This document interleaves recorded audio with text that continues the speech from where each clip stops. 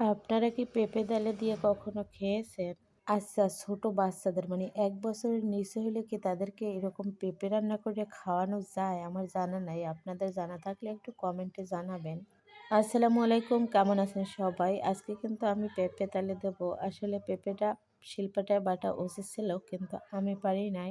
আপনারা এরকম খাইলে শিলপাটায় অবশ্যই বেটে নেবেন। আমি কিন্তু ব্লেন্ডার করেছি। তৈলের মধ্যে কিন্তু পেঁয়াজ আর রসুন শুধু দিয়ে দিলাম। তারপরে এখানে অনেক সময় এটারে লাল লাল করে ভেজে নিতে হবে। আমি কাউকে রান্না শেখাচ্ছি না। আমি রান্না করছি সেটাই দেখাচ্ছি। তারপরে কিন্তু পেঁপেগুলো, ব্লেন্ডার করা পেঁপেগুলো দিয়ে দিলাম।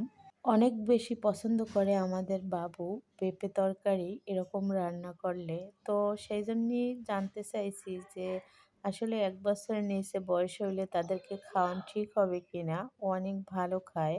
সামান্য হলুদের গুঁড়ো, সামান্য মরিচের গুঁড়ো দিয়ে এটারে কিন্তু ১০ মিনিটের মতো রান্না করব। আর স্বাদমতো লবণ তো অবশ্যই দিব। আমি কিন্তু এর ভিতরে সামান্য পরিমাণ চিনিও দিয়ে থাকি।